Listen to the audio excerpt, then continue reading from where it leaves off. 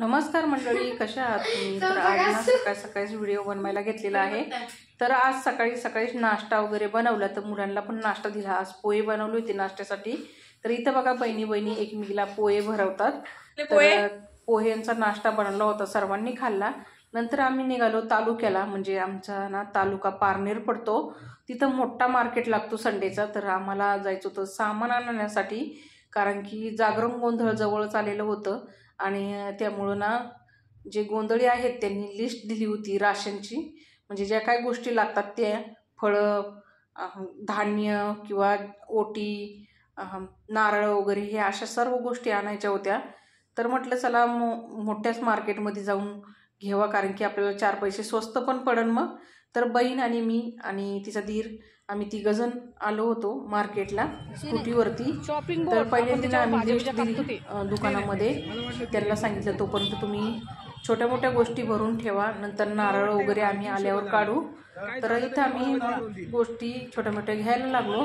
तर इथं मी घेतलेला आहे सुरा, कारण की आपल्याला जे सुरा आहे तो जास्त गरजेचा आहे, कारण भाजी कट करायला ना माझ्याकडे चांगली सुरीच नव्हती, म्हणून मी ही सुरी घेतली. तर बहिणीने तोपर्यंत कॉस्मेटिक ज्या गोष्टी आहेत त्या घेतलेल्या आहे, जसं नील पेंट, कानातले, गळ्यातलं मुलींना घेतलेलं आहे. हे आहे ब्लाऊजच्या पिना, आपण अस्तर वगैरे जोडताना इकडे सरकावं नाही म्हणून तिने हे पिना घेतलेल्या आहेत. तर हे सर्व घेऊन आहे ना आम्ही निघालो. मग पुढं आता जायचं होतं आम्हाला दुकानाकडं.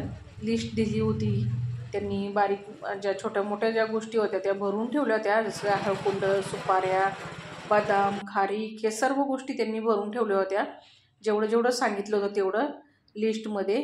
नंतर आम्ही पाण्याचे जे नारळ आहेत बहिणीने ते घेतले, कारण की नारळ बघूनच घ्यावं लागतात, नाहीतर काही नारळांमध्ये पाणीच नसतं. नंतर तिने हे सर्व साहित्य घेतलेलं, खोबरं वगैरे, ओटी, हळद म्हणजे भंडारा आणि गुलाल, कुंकू, हे सर्व घेतलं. बुक्का वगैरे हे सर्व एक गोणीवर सामान झालं सर्व, नारळ सोडून. तर आम्ही ते ना तिथंच ठेवून दिलं परत. आणि म्हटलं आम्ही नंतर परत घ्यायला येतो. तिने पैसे वगैरे दिले, बिल पे केलं. नंतर आम्ही आलो फ्रूट घ्यायला, कारण ब्राह्मण काकांनी पण सांगितलं होतं की सकाळी सत्यनारायणची पूजा होणार आहे, तर 5 फळं पाहिजेत. तर हे ना 5 फळं आम्हाला खूप महाग देत होती एक, म्हणून आम्ही काय केलं, या जागरणाच्या घाटाला पण लागत होते फळं, म्हणून आम्ही अर्धा 1 किलोच घेतले सर्व, म्हणजे दोन्हीकडं पण होतील. नंतर आहे ना फ्रूट घेऊन झाल्यानंतर बहिणींनी बांगड्या भरल्या. आता त्यांच्या गावाकडं ना अशाच बांगड्या भरतात आमच्या, तर तिने अशा पद्धतीने बांगड्या भरल्या. नंतर मी पण प्लेन बांगड्या घेतल्या. आता मी जास्त करून काचेच्या बांगड्या भरत नाही आहे, पण मी घेतल्या थोड्याशा जागरणाच्या दिवशी घालण्यासाठी. तर मी इथे 1 डझन घेतल्या, हाताचं मेजर घेतलं त्यांनी, त्या हिशोबाने 1 डझन बांगड्या दिल्या. बांगड्या वगैरे भरून झाल्याच्या नंतर आम्ही निघालो मग परत भाजीपाला घ्यायला. तर इथं टॅमॅटो वगैरे तिने घेतले. तर थोडीशीच भाजी घ्यायची होती, पहिली भाजी होती तिची. नंतर ना इथं सफरचंद राहिले होते घ्यायचे.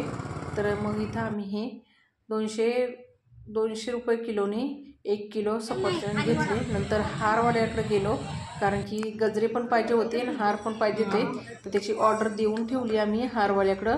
नंतर आलो परिधान कलेक्शनमध्ये, पारनेरमध्ये. हे जे मॉल आहे ना, एकदम मोठं मॉल आहे, तिथं सर्व भेटतं, जसं काय साड्या, ड्रेस, पॅन्ट शर्ट, चप्पल, ह्या अशा सर्व छोट्या मोठ्या गोष्टी इथं भेटतात. म्हणून आम्ही नंतर इकडं आलो, कारण की एक साडी घ्यायची होती, टोपी टाईल घ्यायची होते, आणि बहिणीच्या मिस्टरांना आहे ना चप्पल घ्यायची होती, त्यामुळे ना इथंच आलो आम्ही. तर पहिली ही साडी बघितली. तर ही साडी आम्हाला द्यायची होती वाघ्यांमधल्या मुरळीला, कारण की पिवळा कलर द्यायचा असतो तिला, तर पिवळ्या कलरची साडी घेतली. नंतर चप्पल घेतली ही तिने तिच्या मिस्टरांना, आणि चप्पल घेऊन टोपी टाईल वगैरे घेतली आम्ही. तर सर्व आता हे सर्व आम्ही एकत्र जमा केलं, कारण की वजन भरपूर झालेलं होतं, म्हणून आहे ना पटापट आम्ही इकडं टोपी टाईल वगैरे घेतली आणि त्याचं बिल वगैरे करायला काउंटरवर नेलं. काउंटरवर गेल्याच्या नंतर आहे ना बिल वगैरे केलं. तर इथं बघू शकता मस्त असं मोठा मॉल आहे, तिथे सर्व प्रकारच्या वस्तू भेटतात.